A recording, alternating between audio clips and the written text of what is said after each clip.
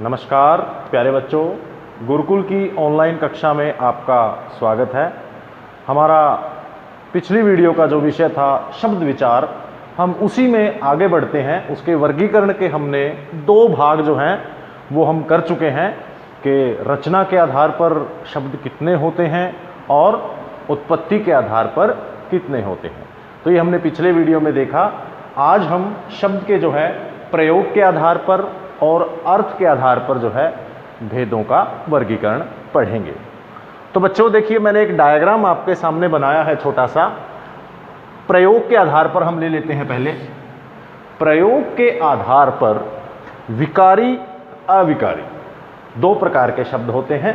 विकारी में फिर चार तरह के शब्द अलग से हैं: संज्ञा, सर्वनाम, विशेषण, क्रिया। और अविकारी में इसी प्रकार चार भेद अविकारी के हैं: क्रिया विशेषण, संबंध बोधक, समुच्चय बोधक और विस्मयादि बोधक। तो एक एक कर हम इनका अध्ययन करेंगे। पहले विकारी शब्द का अर्थ हम जान लेते हैं। विकारी माने क्या होता है? विकार माने होता है दोष या परिवर्तन। विकार माने क्या होता है? दोष या परिवर्तन। तो ऐसे शब्द विकारी कहलाएंगे जिनको वाक्य में प्रयोग करते समय उनमें कोई ना कोई परिवर्तन आ जाता है, चेंज आ जाता है, या यूं कहें कि वो बदल जाते हैं, इसलिए उनको विकारी कहते हैं। तो विकारी शब्दों की परिभाषा क्या हुई? ऐसे शब्द जो वाक्य में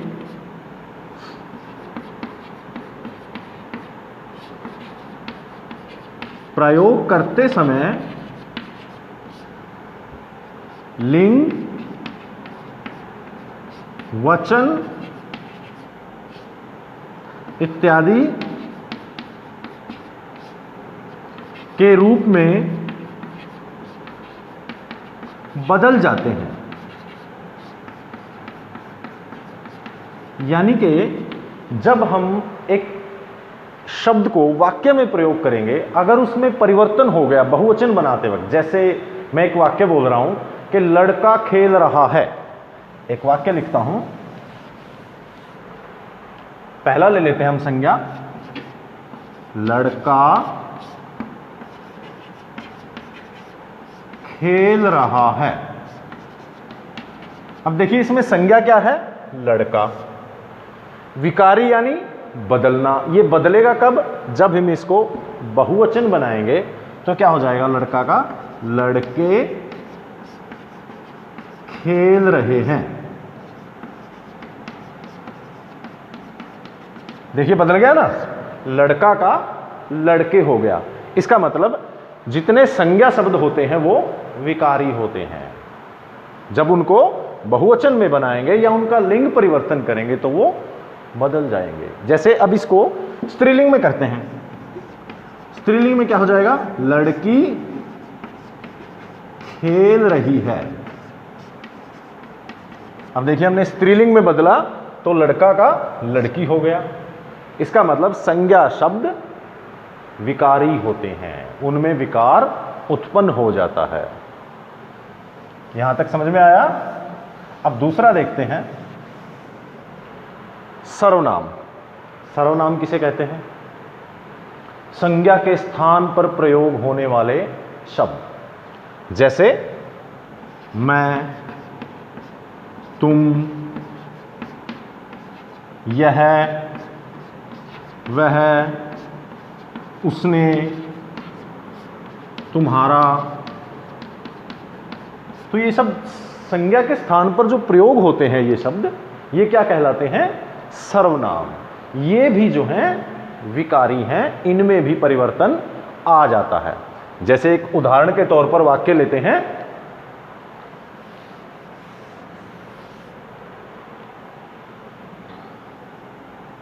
मैं कल, ठीक है, साधारण सा उदाहरण लेते हैं हम, दिल्ली जाऊंगा। अब देखिए मैंने यहां एक साधारण सा वाक्य लिया है, मैं कल दिल्ली जाऊंगा। अब मैं शब्द सर्वनाम है, जब इसको बहुवचन में बदलेंगे हम वाक्य को, तो सर्वनाम शब्द में विकार आ जाएगा, यानी कि ये भी विकारी है। कैसे? मैं का क्या हो जाएगा? हम कल दिल्ली जाएंगे। जाएंगे, तो मैं का क्या बन गया? हम। वह खाना खाएगा। अब देखिए, वह शब्द सर्वनाम है, इसको जब बहुवचन में बदलेंगे तो क्या हो जाएगा? वे। खाना ऐसे कैसे रहेगा? और खाएगा का क्या हो जाएगा? खाएंगे। देखिए, वह का वे हो गया। तो इस प्रकार जब हम लिंग परिवर्तन करते हैं, वचन परिवर्तन करते हैं, वाक्य में उसका रूप जो है बदल जाता है, इसलिए सर्वनाम शब्द भी विकारी होते हैं। तो समझ में आया बच्चों? देखिए अब तीसरा क्या है हमारा? विशेषण। तीसरा है हमारा विशेषण। तो विशेषण किसे कहते हैं? विशेषण यानी एडजेक्टिव, विशेषता बताने वाले ऐसे शब्द जो संज्ञा या सर्वनाम की विशेषता प्रकट करते हैं, वो विशेषण कहलाते हैं। जैसे एक उदाहरण बोल रहा हूं मैं, राहुल बहुत चालाक है। राहुल बहुत, चलिए चालाक नहीं, हम होशियार ले लेते हैं। होशियार है। वह, एक और उदाहरण लेते हैं, अच्छा गाता है। वह अच्छा गाता है, होशियार है। तो ये शब्द क्या है?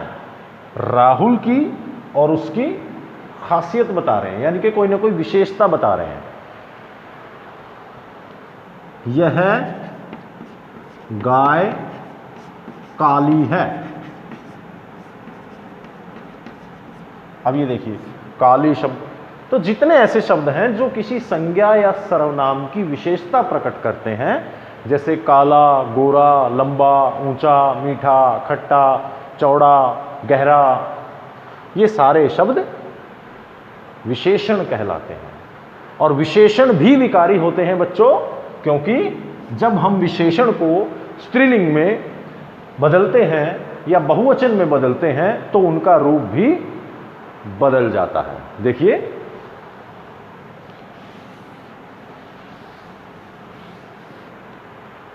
किस प्रकार से बदलता है?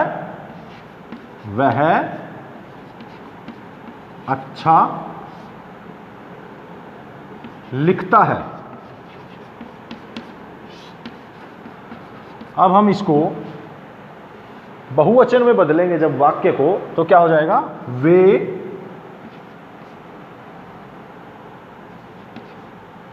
अच्छे, नहीं, वह अच्छा लगता है। हाँ, वह अच्छा लगता है। वे अच्छे लगते हैं,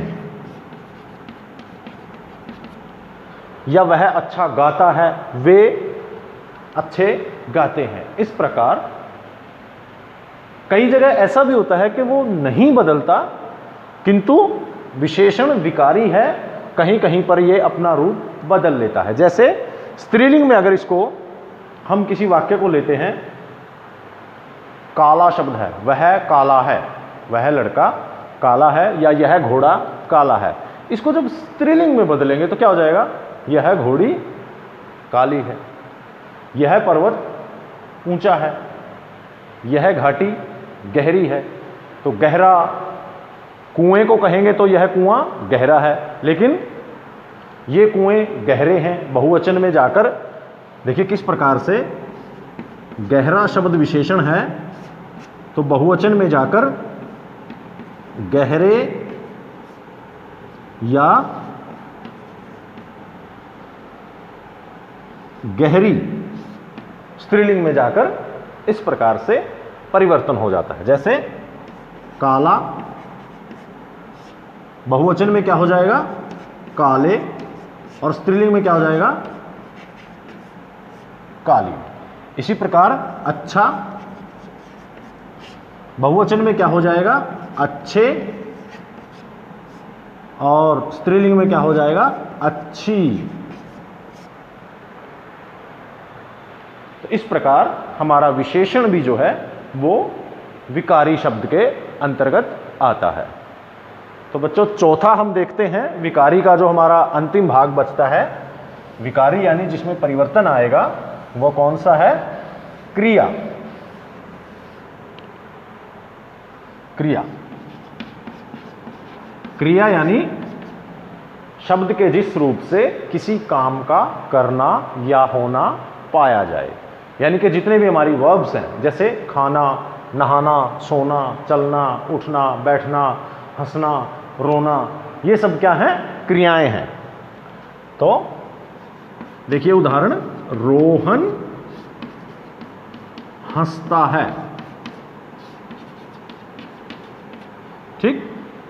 सीमा हंसती है, वे हंसते हैं। देखिए बहुवचन में, एक वचन में क्रिया, स्त्रीलिंग में, और फिर बहुवचन में किस प्रकार बदल जाती है। एक और उदाहरण लेते हैं, वह गाना गाता है। अब देखिए बच्चों, गाना गाता जो है वो क्रिया है। जब इसको स्त्रीलिंग में करेंगे, वह गाना गाती है। देखिए स्त्रीलिंग में किस प्रकार से क्रिया हमारी जो है अपना रूप बदल लेती है। और जब इसी को हम बहुवचन में परिवर्तित करेंगे, वे गाना गाते हैं, तो वही बात आ गई ना जो विशेषण में थी, अच्छा, अच्छे, अच्छी। इसी प्रकार क्रिया में भी गाता, गाती, गाते, तो ये रूप जो है अपना बदल रहे हैं। और जो शब्द अपना रूप बदल लेते हैं उनको क्या बोलेंगे? विकारी। तो विकारी के अंतर्गत हमारे संज्ञा, सर्वनाम, विशेषण, क्रिया, ये सब आते हैं। तो अब पढ़ेंगे हम अविकारी। तो विकारी समझ में आ गया होगा आपके। अविकारी, अविकारी, अब देखो इसमें आ लग गया, आ उपसर्ग लग गया। जैसे सत्य, असत्य। सत्य यानी जो सच है, असत्य यानी कि जो सच नहीं है। इसी तरह विकारी यानी जो रूप बदल रहा है, अविकारी जो रूप नहीं बदल रहा। यानी ऐसे शब्द जो अपना रूप नहीं बदलते किसी भी परिस्थिति में, इनके अंतर्गत क्या क्या शब्द आते हैं? क्रिया विशेषण। जितने क्रिया विशेषण शब्द होते हैं वो सारे अविकारी के अंतर्गत आते हैं। अब क्रिया विशेषण शब्दों से पहले हमें यह भी पता होना चाहिए कि क्रिया विशेषण किसे कहते हैं। तो बच्चों ऐसे शब्द जो संज्ञा या सर्वनाम की विशेषता बताएं वो तो हो गए विशेषण, लेकिन जो क्रिया की विशेषता बताए कि क्रिया कब हुई, किस मात्रा में हुई, किस प्रकार से हुई, तो यानी कि क्रिया का जो ढंग किस प्रकार से हुई, ये जो शब्द बताते हैं उनको हम क्या कहेंगे? क्रिया विशेषण। जैसे धीरे धीरे, अचानक, तो ये शब्द, जैसे देखिए एक उदाहरण लिखता हूं मैं, वह धीरे धीरे चलता है। अब यहां धीरे धीरे शब्द जो है क्रिया विशेषण है और अविकारी है, यानी कि अपना रूप नहीं बदलेगा किसी भी परिस्थिति में। अब आप इसी वाक्य को बहुवचन में या स्त्रीलिंग में बदल कर देख लीजिए। ये शब्द नहीं बदलेगा अपना रूप, इसलिए इसको आविकारी की श्रेणी में रखा गया है। देखिए हम इसका बहुवचन बनाते हैं, वे धीरे धीरे चलते हैं। देखिए क्रिया बदल गई, चलता है का चलते हैं हो गया, क्रिया बदल गई क्योंकि क्रिया विकारी के अंतर्गत आती है, किंतु क्रिया विशेषण ने अपना रूप नहीं बदला। इसको चाहे स्त्रीलिंग में कर लो, वह धीरे धीरे चलती है, स्त्रीलिंग में चलती हो जाएगा। तो इस प्रकार वह अचानक से गिर पड़ा,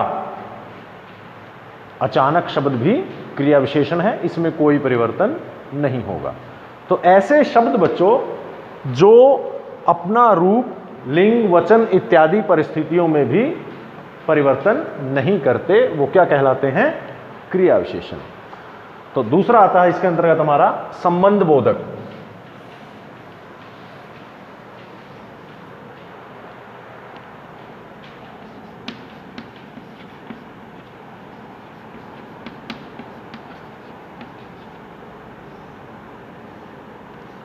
अब देखिए संबंध बोधक क्या होते हैं। संबंध बोधक यानी संबंध बताने वाले शब्द, जैसे किसी स्थान से संबंध, किसी वस्तु से संबंध, जैसे वह छत पर बैठा है, तो ये पर शब्द है। किताब अलमारी में रखी है, में शब्द हो गया। तो ये शब्द देखिए, ये भी अपना रूप नहीं बदलेंगे। इन वाक्यों को आप चाहे बहुवचन में परिवर्तित करके देख लीजिए, चाहे स्त्रीलिंग में। वह छत पर बैठी है, वे छत पर बैठे हैं, किताबें अलमारियों में रखी हैं, ये भी बहुवचन में बदल जाएगा, ये भी बदल जाएगा, ये भी बदल जाएगा, किंतु में शब्द नहीं बदलेगा। तो जो शब्द अपना रूप नहीं बदलते वो क्या कहलाते हैं? अविकारी। और संबंध बोधक, संबंध दर्शाने वाले जो शब्द हैं वो संबंध बोधक होते हैं। समझ में आ रहा है? गुड, आगे बढ़ते हैं। तीसरा हमारा है समुच्चय बोधक।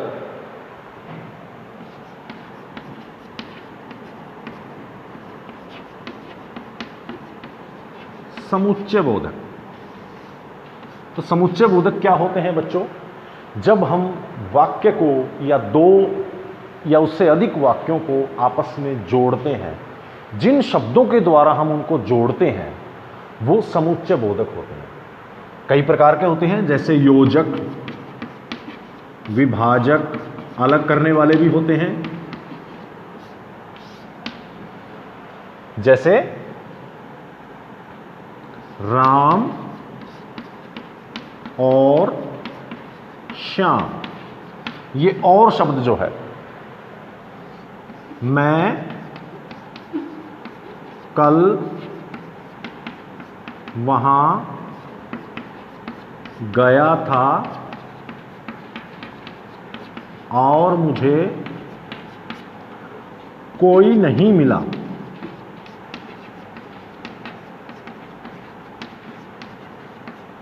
अब देखिए दो वाक्यों को आपस में इसके द्वारा जोड़ दिया गया है, समुच्चय बोधक। जैसे और, तथा, अथवा, या, यानी, तो ये जितने भी शब्द हैं हमारे समुच्चय बोधक हैं। दो वाक्यों को, शब्दों को आपस में जोड़ते हैं, इनमें भी कोई परिवर्तन नहीं आता।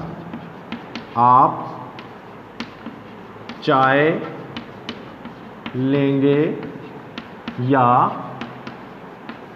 पानी।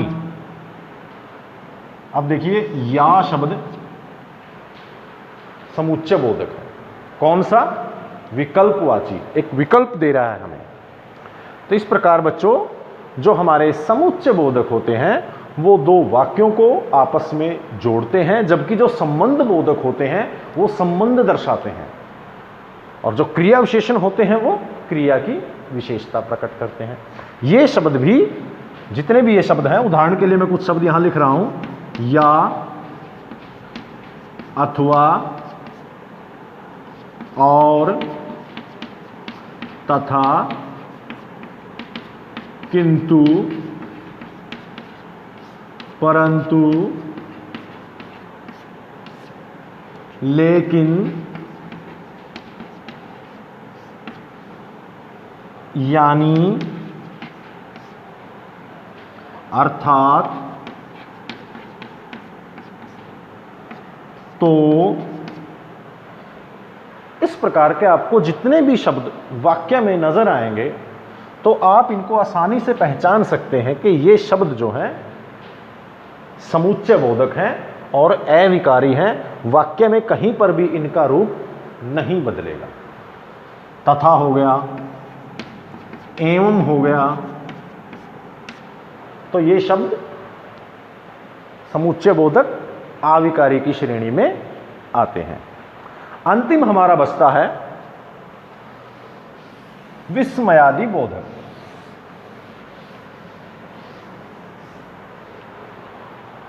अविकारी का आखिरी भाग विस्मयादि बोधक।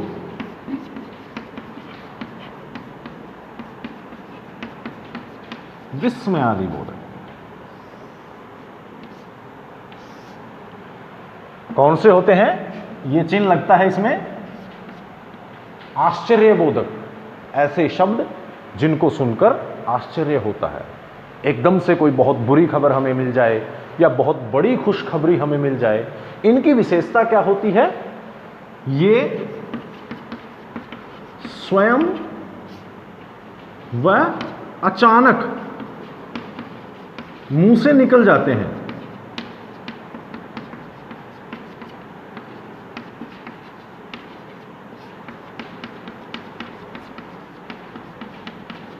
ये शब्द अचानक अपने आप ही मुंह से निकल आते हैं। इनको हम सोच समझकर नहीं बोलते, और जो चीज अचानक हो जाए उसी पर आश्चर्य होता है।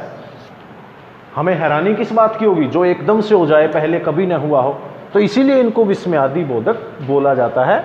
ये अपने आप मुंह से निकल आते हैं, इनको सोचकर बोलने की आवश्यकता नहीं पड़ती।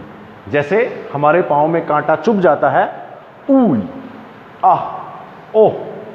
हम बहुत बढ़िया मौसम देखते हैं बाहर, तो हमारे मुंह से अचानक निकल आता है, वाह बहुत बढ़िया मौसम है। तो ये जो वाह शब्द है, आह शब्द है, हमें किसी की मृत्यु का समाचार मिलता है तो मुंह से क्या निकलता है? ओह। तो ये जो शब्द है, ओह, आह, वाह, तो ये शब्द जो हैं विस्मयादि बोधक की श्रेणी में आते हैं, क्योंकि इनको बोलते वक्त हम सोचते नहीं हैं, ये एकदम से मुंह से निकल आते हैं। जैसे आपको चोट लगती है तो मुंह से एकदम उई मां, तो वो सोचकर नहीं बोला गया, वो अपने आप निकल गया। अपने आप निकल गया इसलिए उस पर विस्मयादि बोधक चिन्ह लगा दिया, क्योंकि वो अचानक से निकला। तो बच्चों, ये हमारे अविकारी के 4 भाग थे। अब हम अर्थ के आधार पर जो है हमारा अगला करेंगे इसका भाग।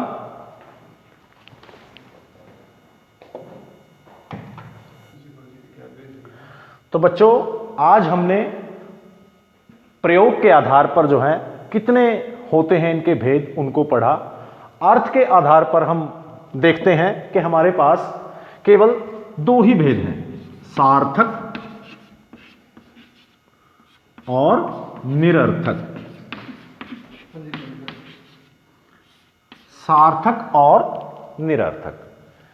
तो सार्थक यानी अर्थ के साथ, अर्थ सहित, और निरर्थक बिना अर्थ के, बिना अर्थ के। यानी ऐसे शब्द जिनका कोई ना कोई अर्थ निकल रहा है उनको हम सार्थक शब्द कहेंगे। जैसे चाय, रोटी, पुस्तक, पेड़, घर, मकान, पक्षी। तो इन शब्दों का एक मीनिंग निकल रहा है ना, इसलिए ये सार्थक शब्द है।